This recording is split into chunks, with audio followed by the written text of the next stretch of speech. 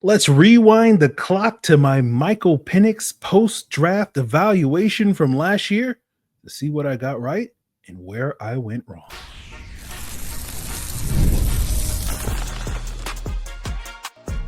You are Locked On Falcons, your daily Atlanta Falcons podcast. Part of the Locked On Podcast Network, your team every day. Welcome back, everyone, to another illustrious episode of the Locked On Falcons podcast, your daily Atlanta Falcons podcast, part of the Locked On Podcast Network, your team every day. And today's episode is brought to you by FanDuel, where right now new customers can get $150 in bonus bets when your first $5 bet wins. So if you do not know me, I'm your very humble host, Aaron Freeman, aka the iron that sharpens the iron, aka Mr. Knowles, aka Mr. AKA, and I've been covering the Atlanta Falcons for almost 20 years, formerly at falcfans.com. RIP, still going strong on this illustrious podcast. And I thank each and every one of you that go strong with me as every day. So that didn't sound right when I said it. And all you got to do to become an everydayer is subscribe or follow for free on YouTube or wherever you listen to podcasts. And an everydayer is anybody who makes this podcast their first listen each and every day. So today we'll talk about the latest on Jaire Alexander, getting a little bit more information that the Falcons were in consideration. What does that mean for potential future veteran additions later this summer, as well as how that might impact some young players? We'll be cleaning out the mailbag and look at some surprise breakout players, but we'll start with a look at Michael Penix. And this comes from a question from our Locked On Falcons Insider, Luke. And if you want to become a Locked On Falcons Insider, you can join at the link in the description below at joinsubtext.com/LockedOnFalcons. You get a 14-day free trial, then $4.99 a month after that point. And we'll be, spinning up some film, probably looking at Penix in the offense and ways that it can improve in the defense over the coming weeks. So a great time to join in addition to see that, as well as get these questions in for priority on future mailbags that we'll do. But Luke's question is, now that we have 100 pass attempts and 3 starts from the Lisan Al-Gaib, what was something that you were wrong and right about compared to his pre-draft process? Many in the analyst community were low on him compared to the Falcons. It's always good to see what we can learn from and what has changed over the past year. So I think two things that I feel like I got reasonably right, and again, it's early in this process, but I thought accuracy and athleticism concerns were things that I got right on Penix. And the things I got wrong on were probably arm strength and escapability, right? And to make this clear, we're still at the very beginning of Penix's career and his evaluation, and what happens in 2025 is probably going to carry more weight than what we saw in the first 3 games. It's a lesson I've learned from the Desmond Ridder experience. So not saying any of these things that you're going to hear me talk about as sort of a victory lap or anything like that. It's just sort of how things are leaning. And I know, Luke, you understand this, but there's a vocal minority of folks that listen or watch this podcast that seem to really struggle with the idea of nuance, especially when it comes to the mere suggestion that my opinion on the quarterback is slightly different than their opinion on the quarterback. And you could already see them typing away in the comments below. And it's like, hey guys, touch some grass. But talking about the accuracy concerns, I thought when you looked at the top 6 or 7 quarterbacks in this draft class that were kind of expected to be early round picks, Penix was the one that probably had the biggest concerns with accuracy. And there's always one in each draft class. And as I discussed last year, you look at the last 7 or 8 drafts and look at that sort of quarterback that had the accuracy concerns. It's been pretty hit and miss on the guys improving that. Josh Allen, Jordan Love were those guys in their respective draft classes. They've improved in that arena.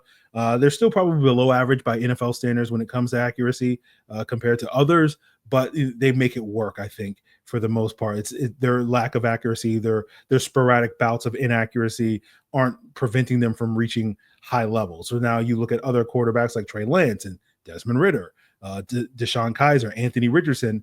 They haven't quite been able to overcome that. Drew Lock would also be in that group, although I think Drew Lock has improved, but he's still, hasn't improved enough where, I think there are other issues with Drew Lock, like decision-making, that are more pressing concerns with accuracy at this point in his career that prevent him from being an effective starter. And so that's where one of my big questions with Penix was, which category would he fall into? And so we're still at the precipice, but we're still optimistic right now that he'll be more the Jordan Love, Josh Allen than one of those other guys when it comes to accuracy. Now, when it comes to athleticism, I still feel like people tend to overrate athleticism, and we heard this from our recent guest Tyler Dunn. We heard this from Zach Robinson when he was on the Check the Mic podcast, where I think a lot of people kind of overrate Penix's value as a runner and his athleticism as a runner, right? Like they kind of imply that, like, you know, his legs are a weapon. And I'm just like, you know, going back to something that Derek Klassen, our guest from the Athletic Football Show, said back in May, where he kind of compared Penix's ability to make plays with his legs to Andy Dalton. I feel like that's kind of where I'm at with Penix, where it's like Dalton was a good athlete for his time, but no one ever talks about like, oh, how athletic and how incredible a runner he is in the ways that I feel like people tend to try with Michael Penix. Like I feel like Penix is more in that Dalton, Baker Mayfield tier. And so anytime people talk about his athleticism, I'm like, I feel like we're overrating, you know, that 4.4 40 or whatever that people claim was like a 4.6 40, right?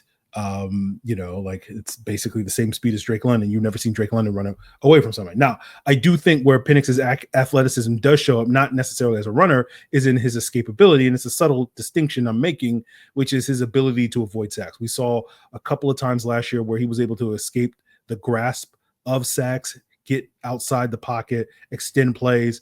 And that was something that I don't think was a strength of his game in college, that I feel much better about through 3 games, right? You compare him with Kirk Cousins, where basically, you know, Kirk, who was a statue in the pocket, pressure was going, you know, Kirk didn't take a ton of sacks, but anytime, you know, he wasn't going to avoid sacks. And Penix did a much better job of that. And if you're only getting that for like 2 or 3 plays, which is kind of the case in Penix's first 3 starts, we'll see if that number increases over the next 17. But like that ability to turn, you know, a negative into a positive, that escapability of extending plays. And that's something necessary for a young quarterback, because as we constantly talk about, it's why there's so much focus on mobility and athleticism nowadays, because a young quarterback's not going to be able to get to all the right answers mentally, right? And his way of getting to the right answers of eventually is buying himself more time, getting outside the pocket, extending plays, you know, all those second reaction plays, all those types of things. And to see Penix being able to do that much better than I thought he did in college. Now, he was able to extend those plays. They didn't always lead to positive results, though, when he was facing that sort of pressure and play extension. So that is an area where I do think he still has plenty of room to grow. But the fact that like he was even able to buy himself time, to me, is like, if you can't do that, it's kind of a non-starter. Now, when it comes to the arm strength, you know, I was, you know, probably the hottest take I had last year about Penix was that I didn't think his arm strength was a superpower. And, you know, you're probably wondering, why would I say such a ridiculous thing? But, you know, a couple of reasons, right? One of them was that within his own draft class, I don't think Penix's arm strength was exceptional. I think there were 4 or 5 other guys in last year's draft class that had arms comparable or better than Penix's, right? I thought there were 2 or 3 guys that had deep balls that were comparable or better than Penix's, right? And if you go back over the last 5 to 10 drafts, you would probably find 1 or 2 guys in each draft that had comparable or better arm strength and arm talent than Penix did. And I remember a couple of years ago, my colleague Marcus Mosher, I believe it was, of Locked On Cowboys, you know, tweeted one time like Trey Lance has generational arm talent, and like I kind of pushed back against that on Twitter. But it's like, it's just another example of, I think, the overuse of the word generational. But to me, it's more of a testament to, like, we've had a lot of guys that have Trey Lance level or better arm strength, including Michael Penix, over the last, 5 to 7 years. And so like having a big time arm isn't that unique. And so I have a harder time saying it's a superpower. I think another reason for that is just kind of how I define a superpower, where like, to me, the way it kind of manifests itself is like you see with a guy like Josh Allen or Matt Stafford, who I would say their arm is a superpower, is their ability to throw late in and down the field. Right, where the example of that is like you have a streaking wide receiver, 35 yards down the field, and that quarterback is going to say, screw it, that guy's open down the field somewhere, right? Where it's not the initial design of the play. It's like, a second reaction play or something like that, where it's just like, oh, my guy's open down there. I've seen Stafford, I've seen Allen make those throws a ton. I haven't seen Penix do that either at the collegiate level or the NFL level. And it kind of breaks a defense when you have a quarterback that can do that. And that's where my definition of a superpower kind of is, where it's just like, it becomes exceedingly difficult to defend that. Right. It's no different than, Lamar Jackson or Michael Vick's mobility or athleticism makes them exceedingly hard to defend. But like that ability where like a defender is like, oh, I'm in the hip pocket of this receiver 40 yards on the field, the quarterback not throwing the football. And then Stafford and Allen are part of like that 3% of quarterbacks that are like, nope, screw it, I'm throwing it deep. And good luck, DB, that sort of thing. And so that kind of can break your defense. And so, another aspect that I do think I got wrong with Penix was, thinking a lot of the vertical stuff that was in the Washington offense was more manifestation of Ryan Grubb's offense than necessarily a reflection of Penix. My perception of Penix watching the film last year was he was more of an operator that, like, if he played in a dink and dunk offense, he would have been able to operate that at a high level. But the early returns do seem to suggest that that was less of a Ryan Grubb issue and more of a Penix issue when it comes to pushing the ball down the field, evidenced by his deep passing rate, 20-plus yard throws being on par with a guy like Josh Allen from last year. So, we'll talk, we've talked a lot over the last couple of weeks and months about, is that going to, change with how defenses are going to play the Falcons and try to force him to throw underneath, and how does that work and all that sort of thing. So, we'll see how it all plays out. But like, that's kind of where I'm at with Penix through 3 games. We'll see where I'm at through 20 games. That's probably another topic that we'll wind up discussing in the near future on this podcast. Sort of what are some of the stats suggesting what Penix could be expected to do if he's a typical rookie or an exceptional rookie through his first 20 starts. But I'm still doing that research. So that is on, the table for, future episodes, but, you can look forward to that, but you also should look forward to, another Locked On Falcons Insider question about some potential surprise breakout players. And we'll get into all of that as we continue today's Locked On Falcons. So, NBA finals are over, but, summer is in full swing, right? We just had the summer solstice. So, it's all about summer sports, whether it's, baseball under the lights, golf on the green, or high stakes soccer action, right? And FanDuel is the best way to make every game more exciting, and if you're following the action for the Braves or your favorite golfer or, the Atlanta United, the way that you can make it more thrilling is with FanDuel, where you can get in on the game and find so many ways to win, and the great thing about FanDuel is not only is it easy to play, it's fast to pay, right? It's going to make watching every regular season game must-watch events, because you're going to get your money very quickly should you win. And if you win your first $5 bet, if you're new to FanDuel, you will get $150 in bonus bets. Again, if that first $5 bet wins, they will give you $150 in bonus bets. So head on over to FanDuel.com/lockedon, or, download the FanDuel app today to get started. Again, head on over to FanDuel.com/lockedon and get $150 in bonus bets if your first $5 bet wins. So our next question comes from an insider, Bentley. He says, if someone who surprisingly breaks out this season, who are the top 3 players that you rank who could do that? So the 3 I'm going to list is KhaDarel Hodge, Ryan Uzel, and Arnold Ebiketie. We'll go in reverse order. Is Arnold Ebiketie a surprise breakout player? To probably a lot of you, the answer is no. To some of you, maybe. Right? We talked last week when we were talking about expectations for Jalen Walker and James Pierce about what an 8 out of 10 pass rusher, 80th percentile pass rusher looks like from a production standpoint using the PFF data and looking at pressures. And that was about 52 pressures, if I'm not mistaken, which typically translates to about 8 sacks, in a season. And if we're betting on any player to hit that sort of 8 sack, 50 plus pressure benchmark, I don't know if it's Walker or Pierce that I would bet on being that guy. It would be, in my opinion, Arnold Ebiketie is the safest bet, even though all the current hype is for Walker and Pierce as we sit there. And, I'm sure a lot of people are like, what about Leonard Floyd? He had similar production to that, 8.5 sacks, 44 pressures, if I'm not mistaken, last year. So pretty close to that. But as something that we talked about back in March is that, there are lots of indicators that Leonard Floyd is on the decline. A lot of his production last year from a sack and pressure standpoint tended to be more scheme, like stunts and whatnot, than necessarily him winning as an individual. And when you look at a guy like Arnold Ebiketie, who had a fairly high win rate of 12.5 according to PFF, that was pretty good, right? If you look at the other 7 true edge rushers, and when I say true by, leaving out guys like Keon White and Dale Odeyingbo, who, also rush on the interior in obvious passing situations. Those 7 true edge rushers that had a pass rush win rate of between 12 and 13 last year, the average output of those guys last year was about 52 pressures and 9.3 sacks. And 4 of those 7 guys finished with double-digit sacks. That was Jonathan Cooper and Nick Benito in Denver, Trayvon Walker and Will McDonald. Rashawn Gary and Max Crosby were 2 of the other guys that did not have 10-sack seasons, but obviously, Gary's had 9-sack seasons. Obviously, Crosby's had double-digit sack seasons, and the 7th guy being K'Lavon Chaisson.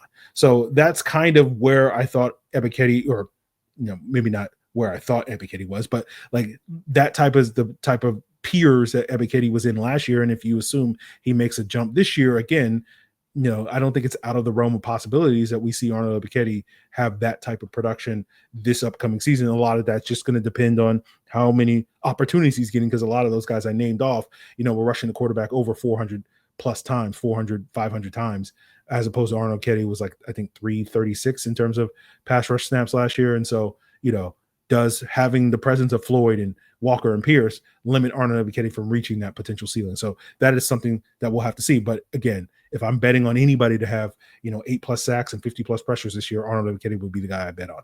Now with Nuzul as a surprise guy, he's a guy that I haven't spent a lot of time praising on this podcast over the last 6 months, because based off of his 2024 play, he seemed more like a high-level backup than a quality starter, maybe a low-level starter. And that's reflected if you look at PFF's ranking of the various centers in the NFL earlier this month. Nuzul ranked 29 out of 32 starting centers, right? And that was the tier of players like that bottom 3 or 4, which was basically either, a guy like Tate Ratledge for the Lions, who, hasn't played in the NFL yet.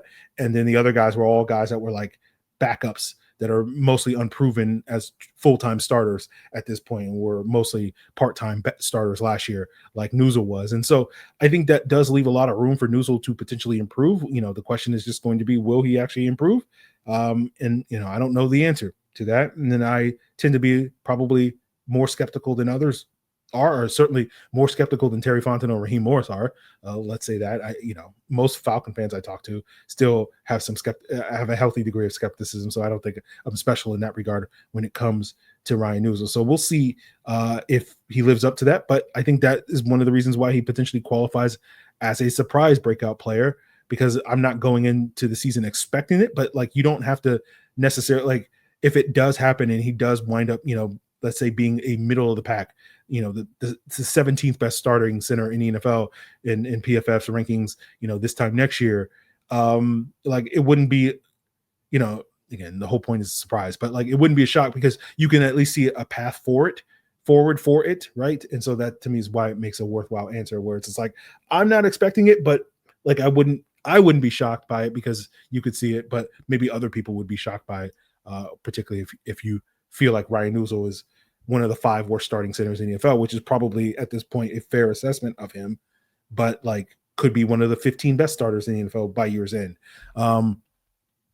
And with Hodge, this is mostly just tied to the possibility, we'll see if it happens, of him usurping Ray McCloud as the number 3 wide receiver, right? We saw that in the final 2 games of last season, where he started to get a lot more work in conjunction over Ray McCloud. And is that something that continues? And that's funny, because it was something that I predicted. If you go back and look at my season preview episode when I did my official record prediction and stat projections, I projected Hodge to sort of steal the number 3 spot from Ray McCloud midway through the season. And most of that was because I felt like Hodge was probably a more polished pass rusher rather than just a gadget guy like Ray McCloud was, or at least my assessment of Ray McCloud at that point in time. I thought, Hodge was a much more productive vertical threat and a better blocker. Now, to Ray's credit, I think he showed himself to be more than a gadget guy last season, but I think the other things, the blocking, the verticality, are all things that I think Hodge potentially could bring over Ray this year. And you could see that manifested. And so maybe that prediction was maybe a year or 2 early. And you also couple that with the decent rapport that Hodge and Penix were able to build last year due to their practice reps all summer. And then even in some of those garbage time reps before Penix was a full-time starter, you saw that connection and that trust between him and KhaDarel Hodge. So that may be a factor. So, when I say breakout for KhaDarel Hodge, I'm not suggesting that he's going to have like 1,000-yard season or anything like that, but maybe we could see production comparable to what we saw with Ray McLeod, 50, 60 catches, 600 plus yards, a couple of touchdowns sprinkled in there. And you saw that Ray have his breakout year where his catches, yards, and touchdowns basically matched his totals from the 3 previous years combined. And, I think Hodge's 3-year combination is like 30 some odd catches and 300 some odd yards or something like that, and maybe like 1 or 2 touchdowns. And I think Hodge could potentially double that number this upcoming season if he's a full-time number 3 wide receiver. But, I think there are things that Ray does better than Hodge and vice versa.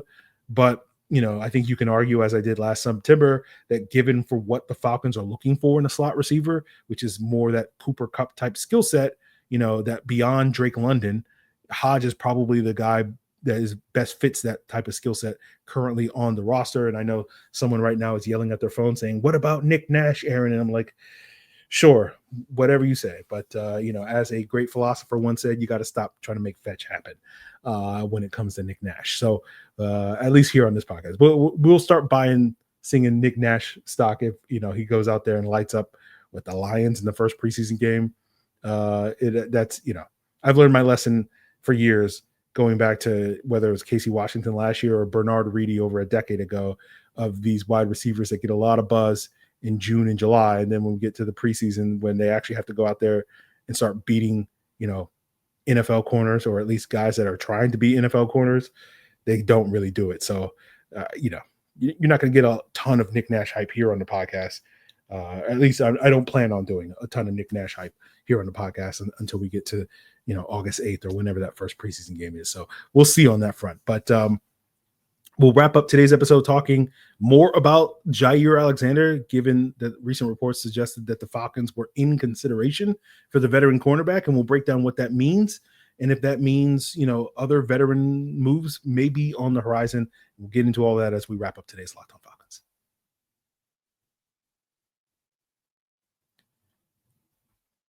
So Jeremy Fowler of ESPN reported last weekend, after Jaire Alexander signed with the Baltimore Ravens, that the Falcons and Dolphins were 2 teams in consideration by Alexander before he ultimately signed with the Ravens. I saw other reports suggesting that the Chiefs and Panthers were also in the mix. I think there was an initial report that there were 6 teams interested. And so I think it's safe to say that the Falcons were probably one of those 6 teams that were reportedly interested in Jaire Alexander upon his release by the Packers earlier this month. And from what I understand it from Jeremy Fowler's reporting, that Alexander took a visit to the Ravens, fell in love, signed with the Ravens later that day, reuniting with his Louisville teammate Lamar Jackson. And that kind of confirms what we talked about, I believe, on Friday's episode after the news broke that he signed with the Ravens on Thursday, which was basically boiled down to Jaire Alexander choosing the Ravens over the Falcons, which we kind of expect, or not specifically the Ravens, but we figured a team like the Ravens from the jump would snag Alexander once he became available, not the Falcons. And, I've seen people, in light of this Fowler report, sort of, whether it's Falcons fans or media, sort of imply that the Falcons did not choose, or like they opted against, like they could have signed Jaire Alexander, they just chose not to, right? As opposed to vice versa. And we got to stress the word that in the word free agency, there is the word agency, which means players get to choose where they go. And so it was a Jaire Alexander choice, not an Atlanta Falcons choice. And I think, a lot of fans tend to think that these things are one-sided, and they still do not grasp that concept that the players, when they're free agents, get to choose what the team they want to go to, in addition to the team choosing the player, right? So, there's been a lot of speculation about the Falcons adding a veteran corner like Jaire Alexander, like Jalen Ramsey, all offseason. And I'm sure, the fact that the Falcons were in consideration, which, again, a lot of fans will just interpret like the Falcons tried to sign Jaire and he wound up choosing the Ravens. That's just going to add fuel to the fire of the Ramsey rumors that have been pervasive for, several months now. And I can't remember if I talked about that. I think I talked about this on the pod, or I might have just mentioned this to a Locked On Falcons Insider, another reason to become an insider, because you get these thoughts if I don't talk about them on the pod. But, I'm of the mindset that I don't think the Falcons should be shopping for a veteran free agent at this point in time, because I think it's going to block some young guys from playing. And I think I did mention this on the pod, but, I think a big part of this upcoming season is the Falcons assessing some of the pieces that they already have, right? Basically, we want to know by the end of the season definitively, how good a job Terry Fontenot has done stocking the cupboard of talent, right? And obviously the Falcons themselves within that building feel like it's fully stocked and ready to go. As far as the playoffs go, that remains to be seen, despite a lot of the positivity and optimism surrounding the team as we sit here, that this team is going to be a playoff team and compete and win this year. As we've discussed before, this regime is on the hot seat, particularly Mr. Fontenot. And this is kind of the last chance to prove that he's actually done a great job acquiring talent, and it's up to Raheem and the coaching staff to unlock that talent. And whether you think that's going to happen, your mileage may vary, but are you buying it or not? You guys kind of know where I stand on it. I'm skeptical, but I'm always skeptical of these things. I'm wait and see mode. It's not because I'm just like, it can't happen. It's just like, we'll see. But I think any veteran addition the Falcons have is potentially blocking you from finding out this answer to this question, this very important question, in my humble opinion. And then discussed this somewhat on the Atlanta Football Party on Locked On Sports Atlanta on Monday.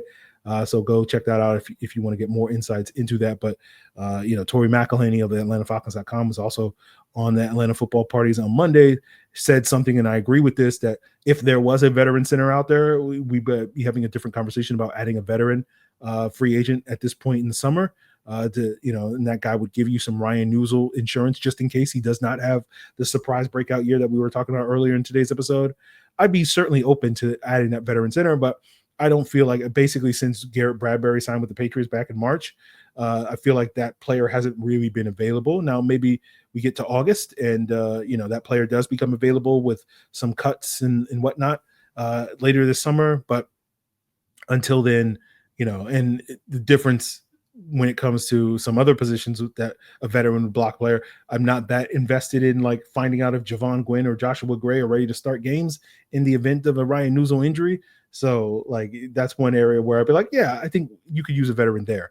But particularly when it comes to cornerback, where we're talking about with Alexander and Ramsey and like that. And as I said, I think I said this on the podcast, I wouldn't be upset at all with an Alexander or Ramsey signing. It makes sense to me why the Falcons would do that, because it theoretically, you would hope it makes your team better and therefore allow your team to win more football games. And at the end of the day, that's the whole point, right?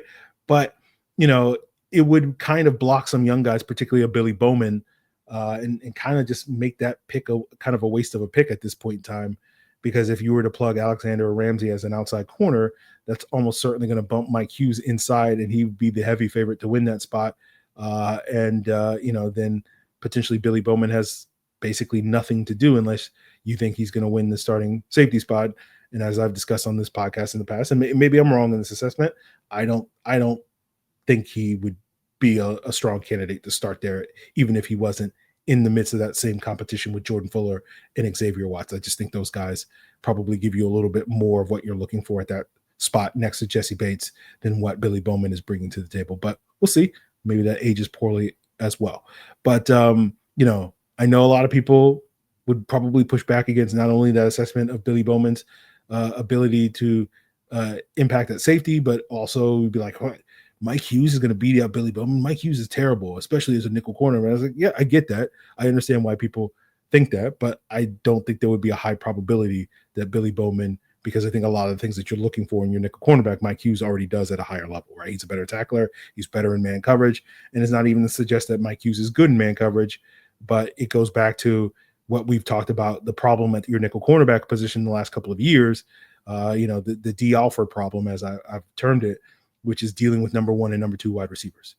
And if you're asking me who do I think is best equipped early in the season, maybe later in the season will be a different answer, once Billy Bowman's got his feet wet. But at least in September, when you're asking your nickel cornerback, who's best prepared to deal with what Chris Godwin and Justin Jefferson and Deebo Samuel and Khalil Shakir, et cetera, all those good, capable slot receivers are throwing at you in the month of September this year, who's the better bet to be able to handle that responsibility, Mike Hughes or Billy Bowman? To me, the answer should be pretty obvious. And it's the former first round cornerback as opposed to the fourth round safety. So that's kind of how I sort of see that. And so to me, adding veteran players that are blocking your young, like I want to know, I want to know in September what Billy Bowman's bringing to the table potentially as a nickel cornerback. And if you add a veteran corner, whether that's on an inside corner or an outside corner, that's potential. preventing you from finding that out about Billy Bowman, as well as so many of the other young players, not only in this year's draft class, but in previous draft classes, that you're really wanting to find out what exactly do you have in these guys. So those are my thoughts on that. So when I hear that, the Falcons were in consideration for Jaire Alexander, I go, cool. That doesn't make me go like, oh man, I hope the Falcons are going to make a splash move between now and the start of training camp. I go like, I hope the Falcons don't make it. I'm kind of happy that the Falcons didn't sign Jaire Alexander, even though I understand that probably would have made their team a lot better. But we'll see what's what. That's going to do it for us here. Appreciate all the Locked On Falcons insiders that submitted their questions. If you want to submit questions, of course, you can do so by becoming a Locked On Falcons insider at the link in the description below at joinsubtext.com/LockedOnFalcons. It's a 14-day free trial, then $4.99 a month after that. You can also email me at lockedonfalcons@mail.com, as well as hit up the Locked On Falcons Discord, link in the description below to join that as well. So that's going to do it for us, guys. We'll be back tomorrow with something. I'm basically I'm basically stalling between now and the Jack Nelson breakdown and doing the positional breakdowns that I'm thinking of trying to push to July.